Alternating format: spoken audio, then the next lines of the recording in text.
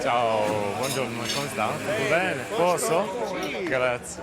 It's lunchtime here in Palermo. What could be more Italian than to have a bowl of pasta? Allora, come pasta, che cosa abbiamo? And so the story goes, Marco Polo, that great Italian adventurer, brought pasta back from China. Tante grazie. But here in Sicily, we have an account from a century before Marco Polo by the Arab geographer Al-Idrisi of a town just down the coast from here, from the town of Trabia, where they were making what he called itria, long dried pieces of semolina, effectively tagliatelle. So it seems that pasta was actually introduced to Sicily by the Arabs. And from there, it quickly became the nation's favourite dish. Sicily has always been on the border of two worlds, as much North African as it is European. From the ancient Greeks to modern migrants, the island's life and character have been shaped by an ever-shifting tide of humanity. Some have come to loot and conquer, others to build a new life, but all have left their mark on the Sicilian soul. Is it too late to run away? I'm Michael Scott. As an ancient historian, I'm on a journey to discover how Sicilians, so rarely in control of their own destiny, have forged an identity and culture that is, well, so Sicilian. We live on a volcano, but it's normal, yes. How they've learnt to face the future from a turbulent past. I want to know what Sicily's history and people can tell us about how to survive in our fast-changing world. We are giving an example to the rest of Europe. Welcome is the best guarantee for safety.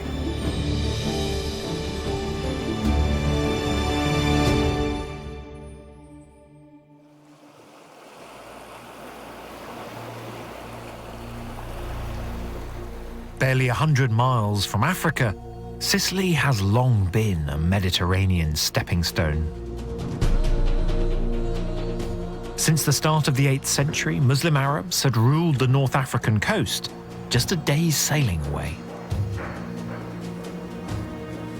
Massara del Vallo today is a thriving cosmopolitan town. There's a large Tunisian community here who work on the fishing boats, for example.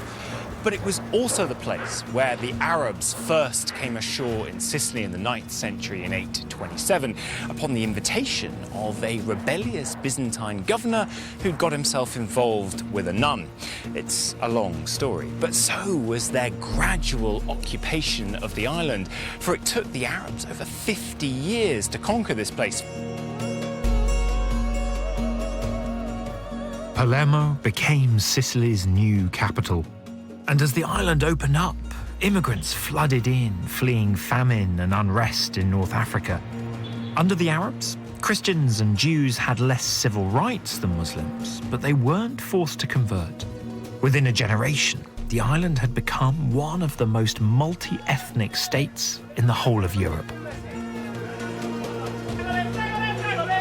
These things I saw on the plane over here. A lovely Sicilian lady was sitting next to me, and she had one in her bag on the plane. I've no idea what it is, but it looks great. With strong links to the rest of the Arab world, Sicily became one of the great trading centres of the Mediterranean.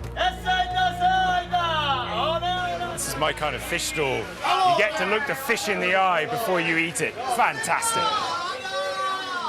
Welcome to the Ballarò markets here in Palermo. They've been here 1,000 years, dating back to the time of the Arab conquest that brought with it so much of what we utterly take for granted here today. Pistachios, almond, saffron, couscous, watermelon, sugarcane, and also systems of irrigation and agriculture that absolutely revitalized the western half of Sicily. Prendiamo un pochino di pistacchio stamattina, bravo.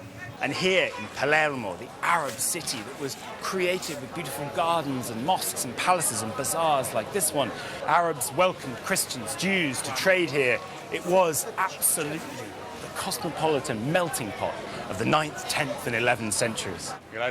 Most Sicilians are proud of their Arab heritage, but only a few material traces of those years have survived. This should keep us going for a while.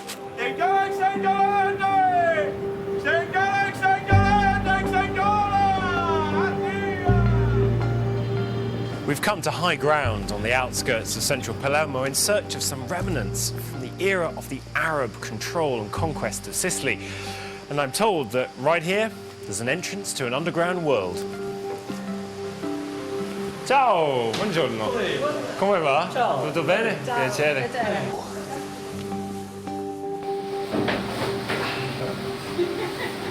Possibly a little tight for me on one shoulder. We're not going with electric battery lights here. We're going old school. We're going with gas-powered lighting. This is amazing. Bravo. Okay. I'm like a large candle.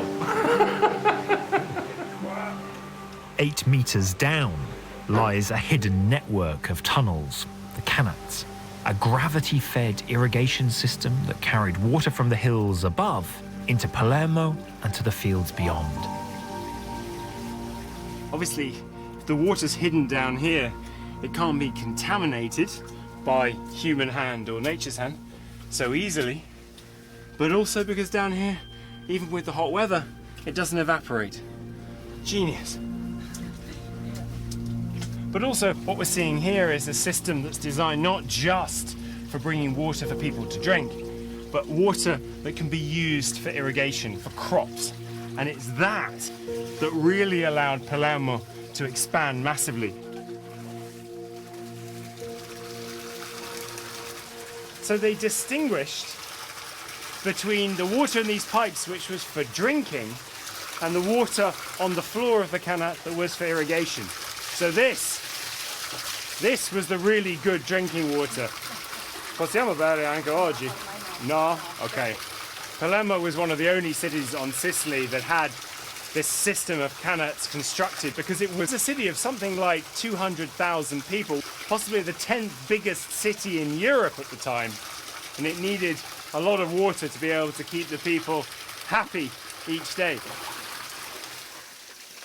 È meglio che sì, prima il piede lì, okay. ti metti con la faccia qui, Sì. piede lì e poi di qua c'è un altro. E So poi here we've got an access point between different levels of the canat. Rosanna's saying, go down and have a look. Okay, so, here we go.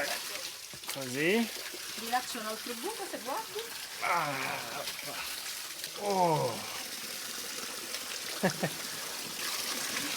This feels a much more constructed tunnel.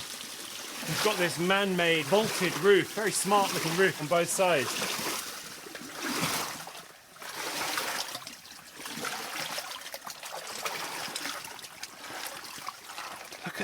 Look at the clarity of this water. Absolutely unbelievable. Coming from that direction, from the mountains, heading in towards the city. Absolutely superb craftsmanship.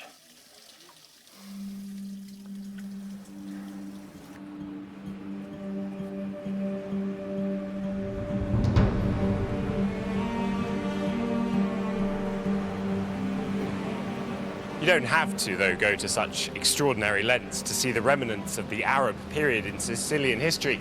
Here, Palermo Cathedral, this column has an inscription from the Quran, and it ends with saying, unquestionably, His is the creation and the command, blessed is Allah, Lord of the world. Now, this pillar comes from the Arabic mosque that was on this site, and before which there had been a Byzantine church, and now stands Palermo Cathedral. And this column has been part of this building for approaching almost 1,000 years. And as such, it speaks to Sicily's pride in the confluence of cultures that has defined its history. That mix of cultures was about to get even more diverse. Gathering in southern Italy across the narrow straits of Messina was a group of adventurers only recently arrived from Normandy. In the early 11th century, a Norman band of brothers led by the de Hauteville family came down to southern Italy as mercenary soldiers, and by 1040 they were the most powerful force in the area. It wasn't long before they started looking with avid eyes towards Sicily. Two of the de Hautevilles, Robert and the youngest of the brothers, Roger, led the invasion force. In 1061, the same decade that the Normans would also invade England, Robert and Roger crossed the straits between Italy and Sicily to take the town of Messina. But unlike William the Conqueror's quick conquest of England, it would take Robert and Roger 30 years to get Sicily properly under control. One of the reasons it took so long was Robert had to keep going back to sort out southern Italy, and Roger took, unlike William the Conqueror in England, a much more softly approach to conquest. He worked with the local Arabs, indeed many joined his own forces, and it was from places like this, the Castle of Venus, that the Normans established their control of Sicily. Roger became the de facto ruler of this island, and his reputation went through the roof. He's described as being tall and eloquent and handsome and diplomatic and a great warrior and a scholar, and frankly, it makes you quite sick.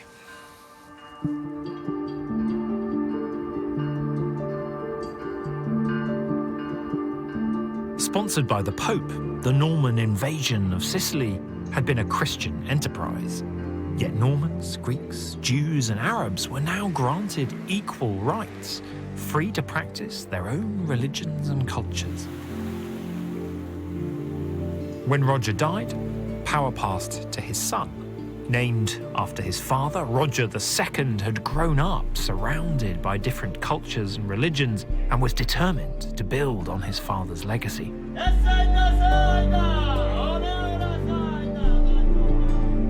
Roger I had been a Norman count. Roger II had himself crowned as the first king of Sicily. Situated here at the heart of the Norman palace in Palermo is this room, the Palatine Chapel, commissioned by Roger II and inaugurated in 1143. And it really feels like the entire world has been sucked into this one room and as a result created a sensorial overload. On the one hand, Norman architecture, Italian marbles on the floor and the lower walls, but we're also surrounded by these shining Byzantine gold mosaics, and above our heads, a beautiful Islamic wood-carved ceiling.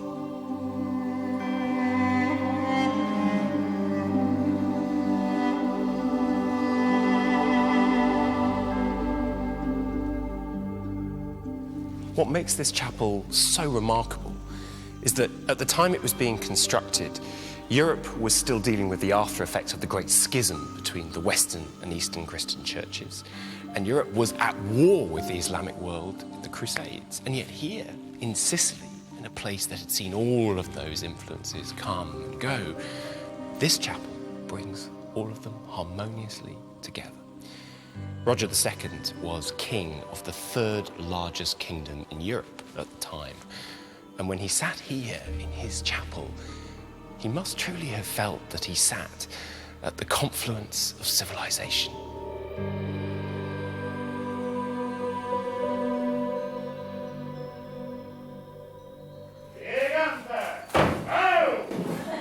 Sicilians look back on the Norman period as a moment in time when Sicily got it absolutely right. Memories that they keep alive in a uniquely Sicilian way in the puppet theatre. I've come to the Borgo Vecchio district of Palermo to meet Enzo Mancuso, whose family have been making puppets and putting on puppet shows for 3 generations. Enzo? Ciao! Come va? Tutto bene. Bene. Puppet theatre became popular in the 18th century, but its origins are much older. The traditions and stories handed down from father to son. E quanti anni aveva? Io avevo 4 anni. 4 anni. Iniziavo a suonare il pianino e la musica del teatro dei pupi. Poi pian piano crescendo ci sono dei tempi finché sali sul palcoscenico, inizi a abbassare le scene, poi inizi a uscire qualche pupo di seconda, qualche comparsa, chiamiamolo così. True puppeteers don't just operate the puppets, they make them as well. Io devo... Sì. Allora, faccio... Arrabbiato. più forte.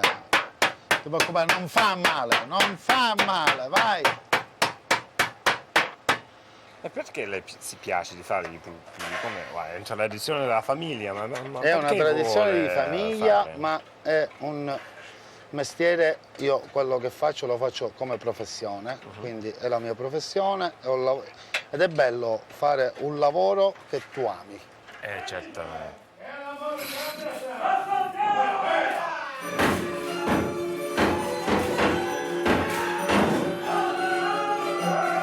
In a world before television, puppet shows were the soap operas of their day. A mishmash of history, tales of Sicilian love and honour, treachery and justice.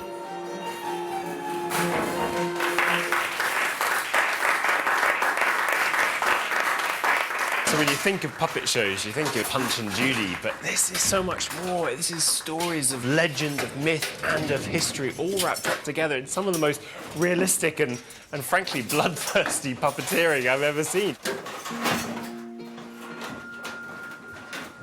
When Norman rule ended in Sicily, power passed to a man called Frederick II. Now, this guy acquired royal titles like, well, most of us acquire hats. He was the king of Sicily, he was the king of the Germans, he was the king of the Romans, he was the Holy Roman Emperor, he was even the king of Jerusalem. But for me, the most interesting thing about this guy is that he employed a wandering Scottish intellectual as his advisor, and his name was, if you can believe it, Michael Scott. It was a very solid choice, I think you'll agree. Now, this guy was a well-known translator of Greek, Latin and Arabic texts, and he and Frederick became firm friends. Ciao, come va? And if I was that Michael Scott, I would have advised Frederick this, that while everything seems rosy in Sicily right now, there may be trouble ahead. Because while Sicily had been a kind of single entity with its own royal household, now it was part of a much bigger geopolitical game. One that would, as so often in history, see Sicily on the losing side. Fai attenzione, eh? Ciao.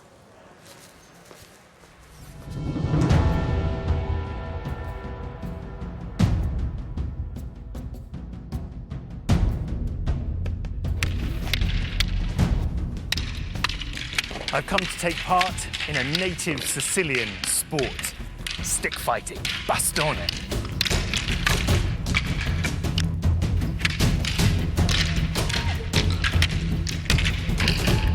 On the death of Frederick II, Sicily fell into chaos and confusion.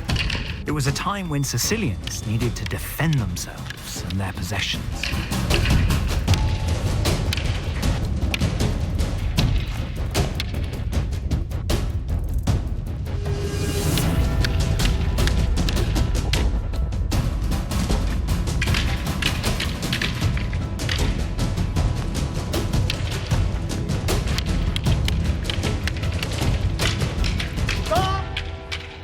Allora, a questo punto io voglio provarlo. Certo. Allora, lei può mi insegnare un po'? Sì. Bravo. Okay, so we're going to have a try of this, and Giovanni's very kindly going to teach me a few moves. Stop.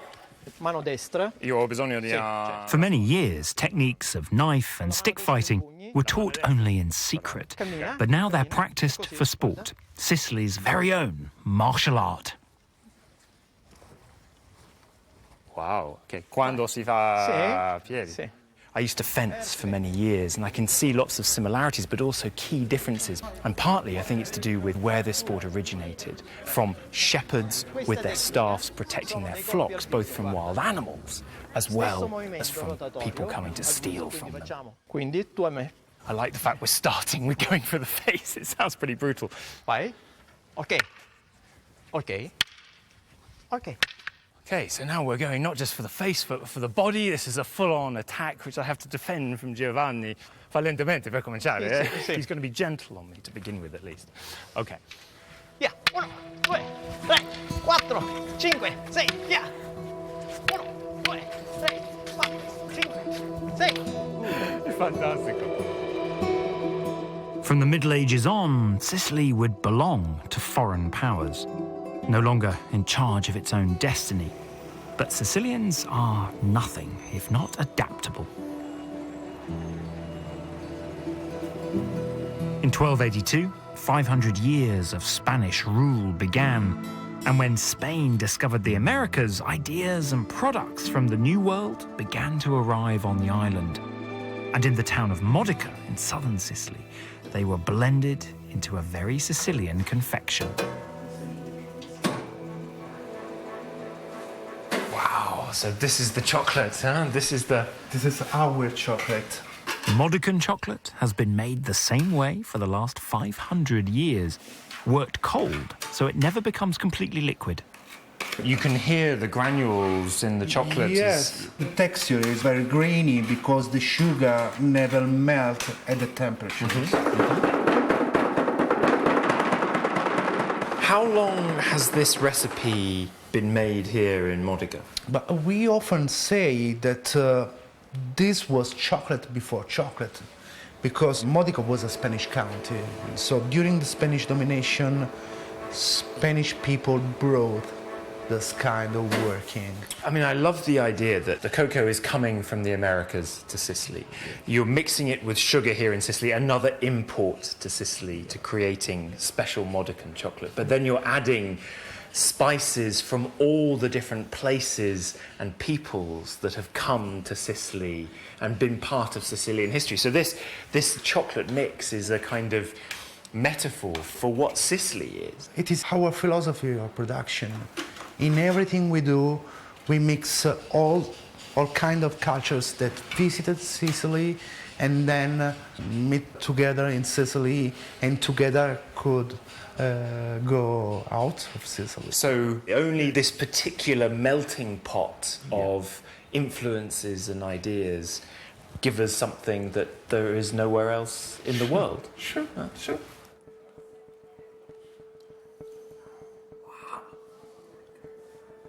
Spanish rule brought New World influences to Sicily, but it also delivered one of the old world's greatest horrors.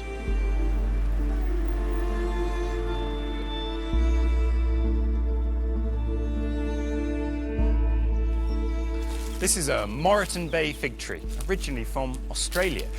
The seeds take host in another tree, then grow these enormous roots down towards the ground and then strangle their host. And it's a very appropriate tree to be growing here in this square, which today looks very calm and peaceful and pleasant. But this was the headquarters of the Spanish Inquisition, just over there in the Palazzo Chiaramonte. Up until this point, Sicily had been a place of multi-faith toleration, but that was to be no more.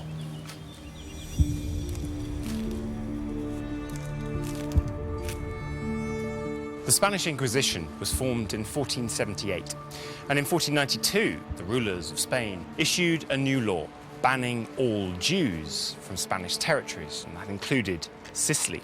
This was a real problem for Sicily. In some towns, 10% of the population were Jews. They were doctors, weavers, metal workers, and many people from Sicily demanded that they be allowed to stay, but the rule was enforced in 1492 and 1501. The work then for the Spanish Inquisition here in Sicily was to focus on those who had supposedly converted to Christianity and to root out those who were not proper Christians.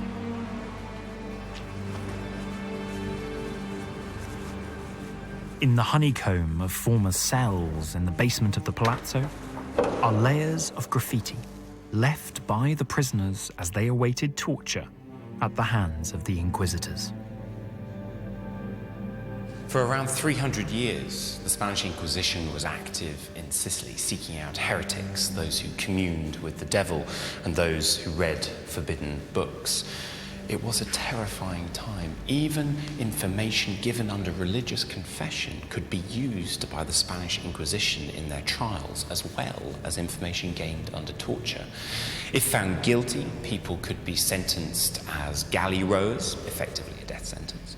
They could be incarcerated in prison, they could be sent into exile, or they could be executed and burned at the stake.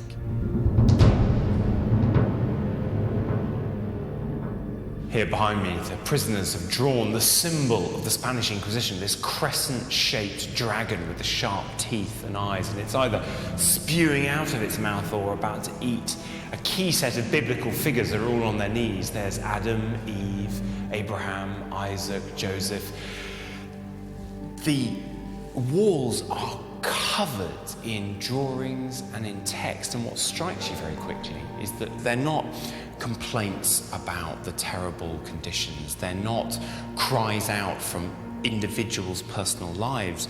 Instead, they are statements of faith. Now, on the one hand, it's kind of ironic that people who are here incarcerated for not being proper Christians are scribbling on the walls professions of Christian faith. But on the other hand, it tends to make me think that these people saw themselves as suffering the same kinds of injustice as Jesus Christ had done. They were, as Christians, following somehow in his footsteps.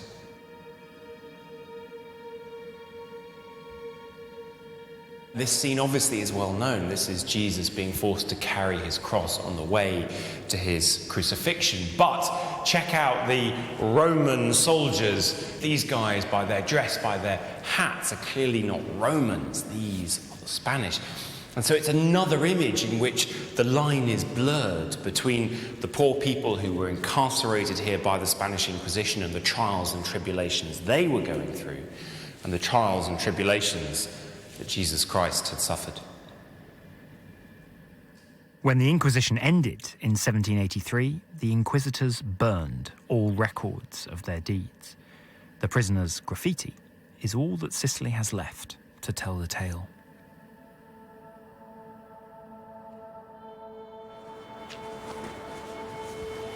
While some Sicilians were being condemned to death by the Spanish Inquisition, another Christian community was reveling in the preservation and display of their dead. These are the Capuchin catacombs in Palermo, but the bodies around me are no ordinary corpses. They are, in fact, mummified bodies. The practice began at the end of the 16th century when the Capuchin monks were expanding their cemetery, and they found that the original monks buried here before, their bodies had been naturally mummified.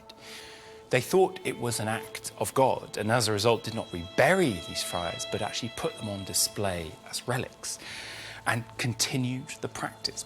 And as a result, down here today, there are well over 1,000 mummified corpses staring at you. Palermo has the perfect climate for mummification. Low humidity combined with the cooler air and porous limestone of the crypt, helping to dry out rather than rot the bodies. We are standing in the engine room of the mummification process. They would bring the body in here, they would open it up, take out all the internal organs and stuff the body with straw. Then they would leave it for up to a year on these terracotta cylinders so that any remaining fluids could drain away. Then they would dress the body in a set of clothes that the person had chosen before their death, and then they would take it out to be hung up in one of the passageways outside. As a result, the smell, well, I'll leave it to your imagination. Soon enough, it was not just the Capuchin monks who wanted to be mummified, but people of each gender, every age and profession. As a result, there are corridors here of men, corridors of women, corridors of professionals, chapels of young virgins, chapels of children, and here the corridor of families. And it was here, in this corridor, that the very last mummified body was placed in 1920. This is Rosalia. She was 2 years old when she died. And although the catacombs had technically been closed for 100 years or more at this time, her father, a very important Sicilian, managed to persuade the authorities to allow her body to be mummified and placed down here. And due to the almost perfect state of her preservation, she's known today as the Sleeping Beauty of Palermo.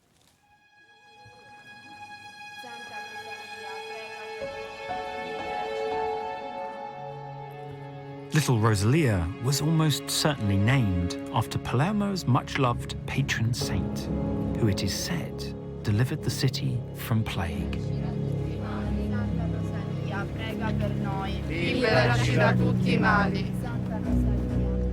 In the 12th century, a Norman woman called Rosalia left the city and headed up into the mountains for a life of prayer and meditation. She died in the mountains in a cave.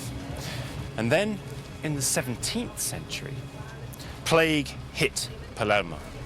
Just 2 years, 1624 to 1626, something like 25% of the population died. The city sought some kind of help.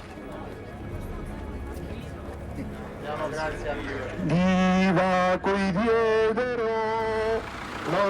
was during that time that one man was given a vision to search for the bones of Rosalia. He found them, brought them back to Palermo. Buonasera. He brought them back to Palermo, where they were given proper honours and processed through the city. And as a result, it seems, the plague was lifted. And so, Rosalia was made the patron saint of Palermo.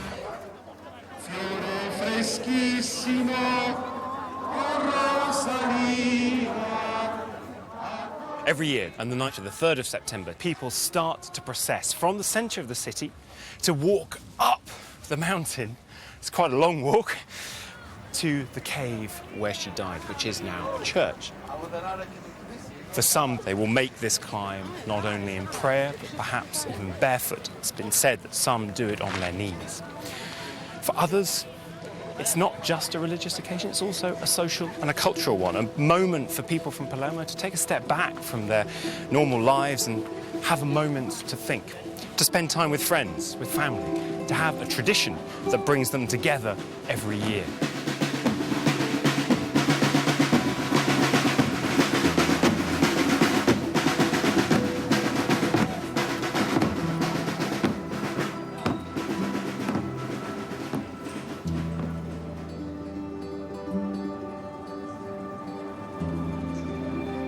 Climbing in the name of religion, as I was soon to find out, seems to be something of a Sicilian pastime.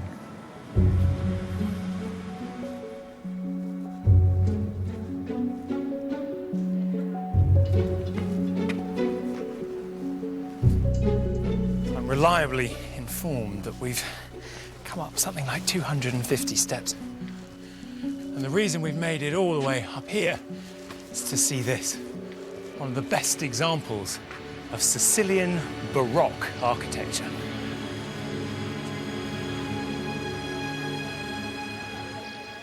Italians are no strangers to earthquakes, but on the 11th of January 1693, Sicily was struck by one of the worst earthquakes in the whole of Italian history.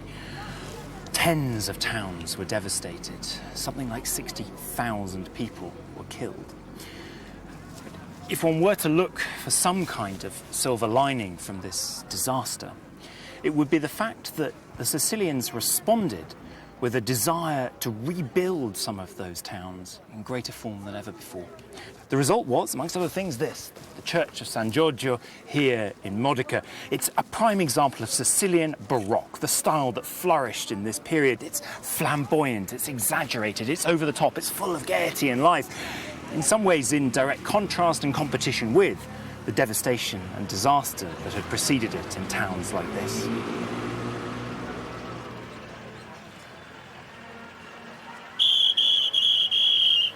Ciao, come va? Tutto bene? Posso avere una granita? Sì. Una Faccio la fai? migliore granita! Bravo, la migliore granita.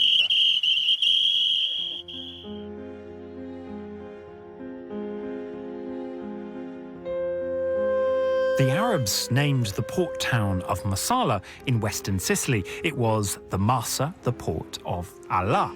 But it's a name that also recalls a strong relationship between Sicily and Britain. Grazie tanto. Prego. Marsala wine, that's how we know this place. Indeed, Marsala wine was invented by an Englishman, a Yorkshireman, John Woodhouse, in the 18th century, who came here to Marsala and made this fabulous creation. And lots of famous people have contributed names to different Marsala wines over time. Lord Nelson, who also was in Sicily in the late 18th century while he was having his long-standing affair with Lady Hamilton, named a Marsala wine. And then, of course, another was named after Garibaldi, that hero of Italian unification. And in fact, I'm standing outside the Porta Garibaldi, the Garibaldi Gate of Marsala, because it was in Marsala that Garibaldi first landed in Sicily when he was to begin his quest. And on the day he landed, there were 2 British frigates also in the bay, and it's said that the presence of those British ships stopped the Spanish Bourbons from obliterating Garibaldi in his tracks before he'd even begun. Cheers.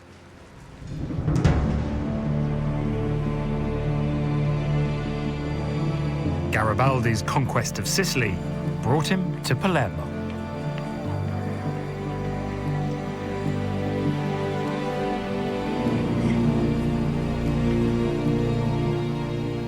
In May 1860, Sicily emerged from centuries of slumbering in the shadows to once again become the center of the world's attention. Giuseppe Garibaldi, leading a force of a little over 1,000 men, took the city of Palermo and freed Sicily from the Spanish Bourbons, and in so doing, began the process of the unification of Italy. News of Garibaldi's achievements spread across Russia, America, and of course, London, where they were even fundraising for him. Charles Dickens and Florence Nightingale contributed to the cause. And in the ultimate accolade, Garibaldi had a biscuit named after him, the Garibaldi biscuit. In October 1860, Sicily was given a chance to vote on whether it wanted to become part of a unified Italy, and 99.5% of the voting population voted yes. And this building is the result, the Opera House of Palermo, built to put Palermo on the map. It's the largest opera house in Italy, the 3rd largest in Europe, and every part of its construction was supposed to hit the high notes of Sicilian history, from the Greek columns on the exterior to the stage curtain, which had an image of the coronation of King Roger II from the 12th century. With this building, in this building, the people of Palermo could feel they were truly on the world stage.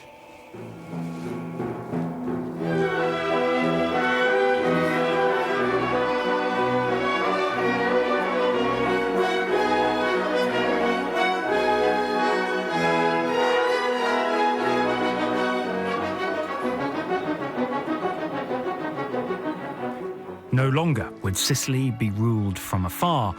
The greatest threat now would come from within.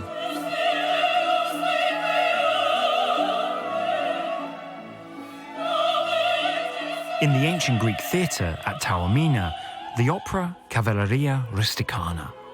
First performed in 1890, it was an instant hit, telling a tale of jealousy, pride and vengeance in a small Sicilian town.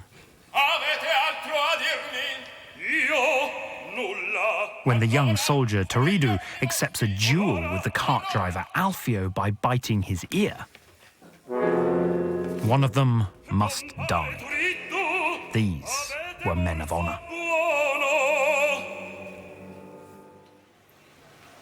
In the opera's rehearsal room, I met director Bruno Torrisi and actor Filadelfo Paone. Fermate. Avete altro a dirmi? Io no. No. Allora, sono agli ordini vostri. Or ora?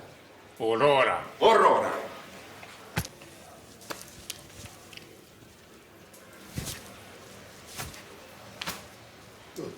E questo è il contratto indivisibile tra noi due. L'accettazione ha confermato che sarà presente, non si tirerà indietro, avrà il coraggio di presentarsi fino all'ultimo sangue. Con l'ultimo sangue si dice alla morte, infatti. Esatto. Among the opera's biggest fans were the Sicilian mafia. Born in the aftermath of Garibaldi's liberation, they ran protection rackets in the lemon groves around Palermo. Now their violence could be explained away as nothing more than Sicily's primitive code of honor, a myth that they would carry with them into the modern world. By the early 1980s, the Sicilian mafia had grown more bloodthirsty than ever before.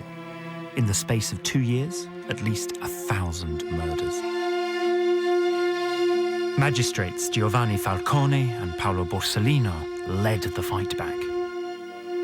Until, in 1992, when a massive explosion ripped apart the motorway into Palermo, killing Falcone, his wife, and 3 police officers. Less than 2 months later, Borsellino and 5 policemen died in a car bomb. The public outcry led to the arrest of Salvatore Riina, the mafia boss who'd ordered the assassinations. He was convicted of over 100 counts of murder. Riina's family left Palermo and returned to their hometown of Corleone.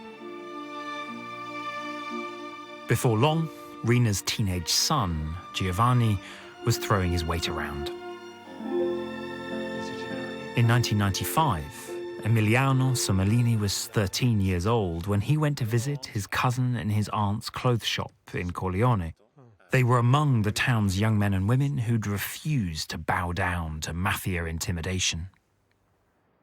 Ero molto attaccato a mio cugino, avevamo la passione dei motori, delle macchine, cose da ragazzi. Mio cugino era maggiorenne e quasi tutti i pomeriggi passavo il pomeriggio da mio cugino nel negozio. E come tutti i pomeriggi prendevamo il caffè e quel pomeriggio mia zia non c'era e quindi esco io per andare a prendere il caffè.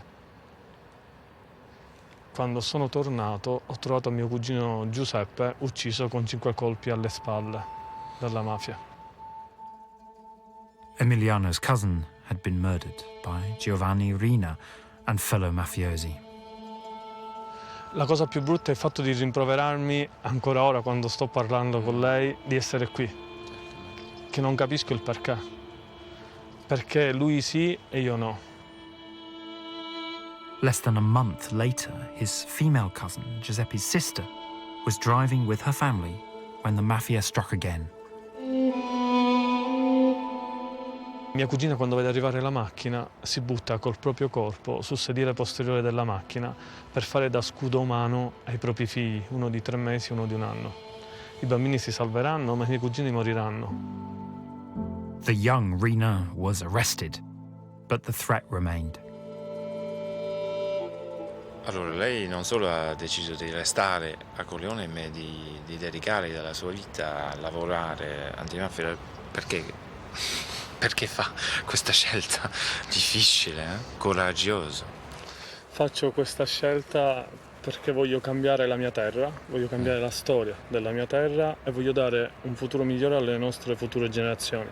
Per prima i miei figli, ma spero, se Dio vorrà, anche i miei nipoti e i figli dei miei nipoti. The 1990s marked a turning point in Sicilian attitudes to the mafia, a shift that could be traced to the very spot we were standing, from where the bomb that killed the magistrate Falcone on the motorway below us was detonated. Chiedere che cosa senti tu quando si sta qui. Qua tanto dolore, tanta sofferenza, però da qua anche tanta forza, tanta voglia, perché quel giorno quel detonatore che ha azionato la bomba ha azionato un'altra cosa in Sicilia, che è la coscienza dei siciliani. E lei ha ancora paura per la sua vita e per la sua famiglia? Come diceva Giovanni Falcone, solo gli stupidi possono non avere paura, è ovvio, avere paura tutti i giorni, tutto quello che si fa, ma vivere con la paura significa non vivere.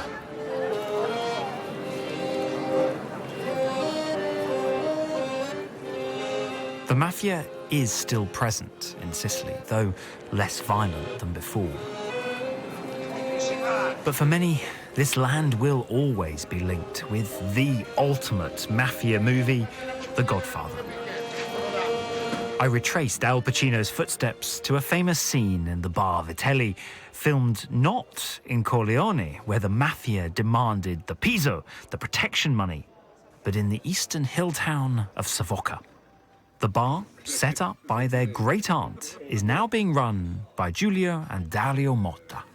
We've been here for a little while and we've seen hundreds of people come to see the place where it was filmed, which you've kept kind of unchanged here.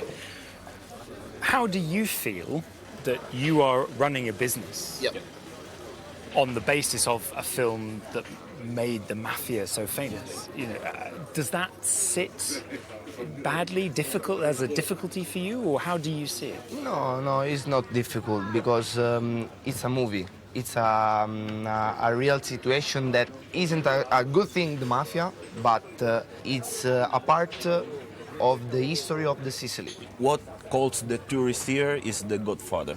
But what makes them stay here is the sun, is the limoncello, is the granita, is the coffee, is everything.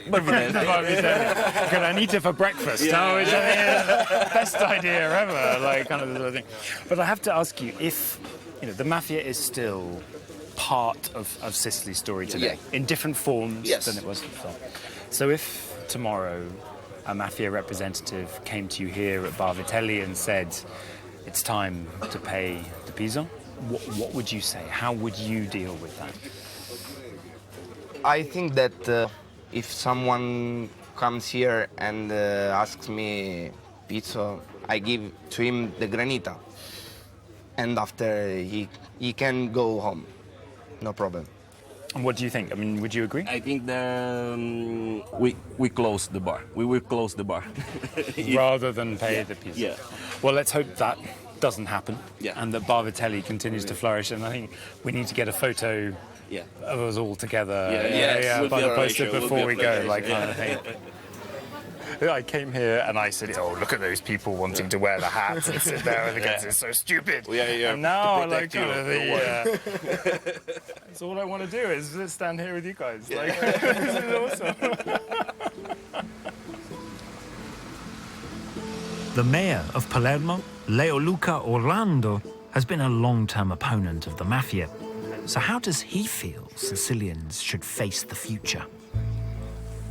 To be mafioso was to remain closed inside our roots.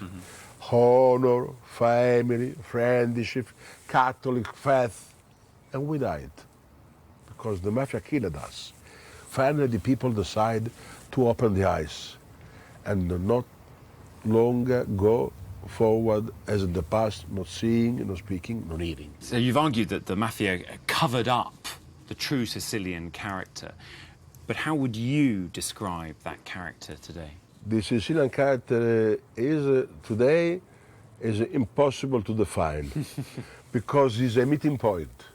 So I am Sicilian in a completely different way than the Sicilian that is in front of me, because we are all a different combination of identities.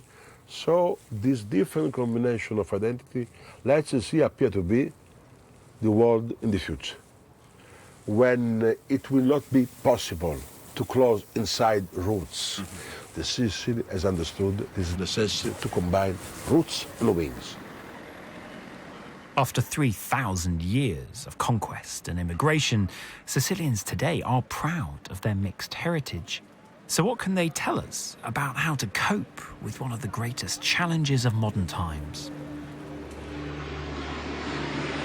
I travelled to the Sicilian island of Lampedusa, just a short distance from the Libyan coast, on the front line of Europe's migrant crisis. We've come down to the port, and soon enough a bus is going to arrive with a large number of migrants who have been saved from the seas by the Italian Coast Guard, and they're going to board the boat to head on to Sicily. Their journey already to this point has been miraculous in many ways. Just this year alone, so far, 3,000 people have died trying to cross the Mediterranean seas.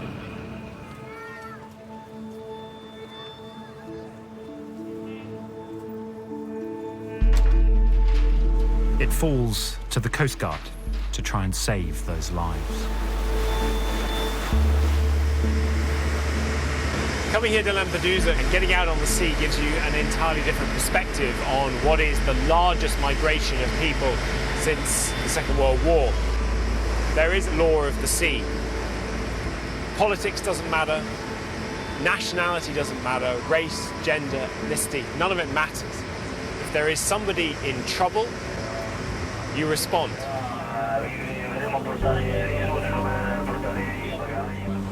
Mi parla un pochino di che cosa senti quando si vede i migranti sul mare, si può aiutare i migranti? L'emozione è grande. Il primo giorno che ho preso servizio a Lampedusa siamo stati a recuperare un barcone con 750 persone e non mi nascondo che mi sono scese 2 lacrime. Poi dopo quello per me è diventata una routine. Abbiamo perfezionato una macchina a bordo di lavoro che in 10 massimo 15 minuti riusciamo a tirar fuori dall'acqua 120 persone in un modo velocissimo. Noi vediamo l'immigrante che arriviamo vicino da lui e con gli occhi impauriti. Una volta che è a bordo incomincia già a sorriderci, a ringraziarci. Comandante Monaco. At Coast Guard headquarters back on Lampedusa, I asked the man in local charge of the operation, Comandante Monaco, if he thought Sicilians saw the migration problem differently from other Europeans. In realtà l'accoglienza è qualcosa di difficile, ma avviene naturale, perché quando si vedono queste persone, in particolare i migranti che vengono in una zona del mondo particolarmente difficile, dove ci sono guerre, persecuzioni, dove non c'è un futuro per la propria famiglia. Sì, la Sicilia è stata sempre oggetto di varie invasioni o comunque passaggi di diverse civiltà, quindi è chiaro che un siciliano ha magari nel proprio DNA proprio questo passaggio, questa accoglienza e anche il migliorarsi proprio dalle altre culture che sono passate nel tempo alla Sicilia. Io da siciliano devo dire che stare qui mi inorgoglisce particolarmente. In Sicily we have had in the last 2 years 400,000 migrants who arrived in Sicily. You have not heard, you have not read one single act of intolerance. One single act of intolerance. We are giving an example to the rest of Europe. Welcome is the best guarantee for safety. When some strange migrant arrives, the migrants call the mayor, and the mayor speaks with the police. Because they feel Palermo their city. They defend their city. In London, the refugees feel London their city. In Paris, the refugees, they call police or they close the eyes. It's fair to say, I think, that the mayors of London or Paris or Brussels might well say to you, how many of those people will want to live in Sicily? How many of those people will want to live in UK? It's not going to be a problem for you, it's going to be a problem for us. What would you say in return? You can say to people, you cannot live here because we have not enough hospitals, not enough apartments, not enough schools. But today we are in the hands of politicians who have not understood that in the stomach of human beings there is no intolerance. The intolerance is in the ill mind of some politicians. If they send a message of fear, the people have fear. With their message of safety, the people feel safe. And today, Palermo is exciting and safe. Sicilians have lived in a world of constant change, never quite sure what the future may hold. Back on the slopes of Mount Etna, I met a young winemaker, Chiara Vigo. Against all the odds, she and her husband Gianluca are bringing new life to her family's vineyard, despite the fact that Europe's largest active volcano is on their doorstep. I think ethno people live in a sort of fatalism. We live on a volcano, but it's normal. Otherwise, you become crazy, I think. And can you explain to me, what is that? That very thick line of ground right there. Have you excavated this? No, no? This is lava. This is the eruption 1981 that arrived until here. The lava destroyed 2 main roads and also 20 hectares. And here, just in front of this vineyard, decided to change direction. Hang on. So that is volcanic lava? Yes. Can we go and yes, see it? Of course. Okay. Of course.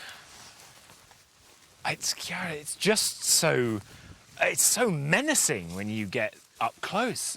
I mean, it's, what, 2.5 times my height, maybe more? Yeah. But in another place on the lava... Please, lead the way. There is a very strange surprise because we discovered some vines survived under the lava. Wow. So this is a vine that was covered by the lava in 1981. Yes. And then the roots have forced their way through the lava to find the light, to find the sun. And... Wow. I mean, this is not an easy... Yeah. I mean, this is a hard rock, huh? Yes. This is not an easy rock to find your way through. My God. That's why I feel the responsibility to take care, because in my life there were important moments like the lava, and after some years my father died here. So there are some moments very, very intense that are linked with this place, and I cannot leave this place. It's in my blood. I can completely understand. Is this the only vine that survived? No, not at all. There are some there other. Are more? Yes, there are more. With grape. With grapes? Grape. Oh my God. Wow. What will you call this? Will you give this wine a particular name, or? The survived. The survivor wine. I love it.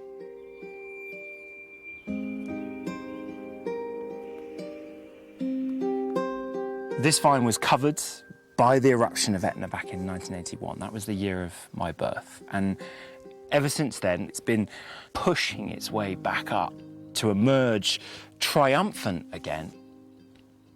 And, you know, I feel quite silly, actually. I feel almost kind of moved to tears, not by an example of human tenacity, but by an example of nature's ability to survive. And wow, that's one impressive plant.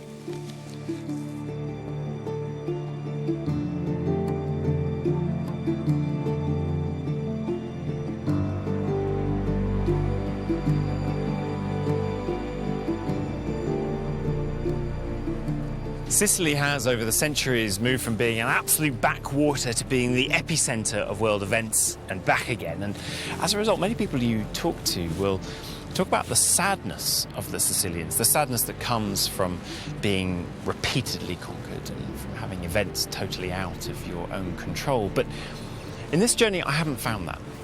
Instead, I've been overwhelmed by the pride, the joy, and the excitement that Sicilians feel about their island and about their future.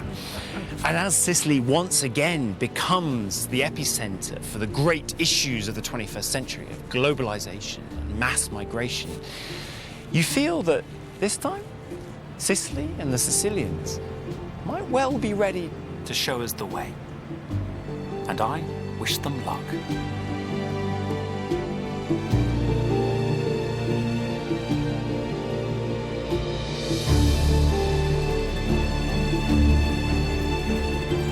Things you wouldn't hear on a kids' TV show. Poor old Mr. Tumble. Mock the Week all over again next on 2, while BBC 4 examines the 3D aerial photographs that helped Allied forces D-Day the last heroes, starting now.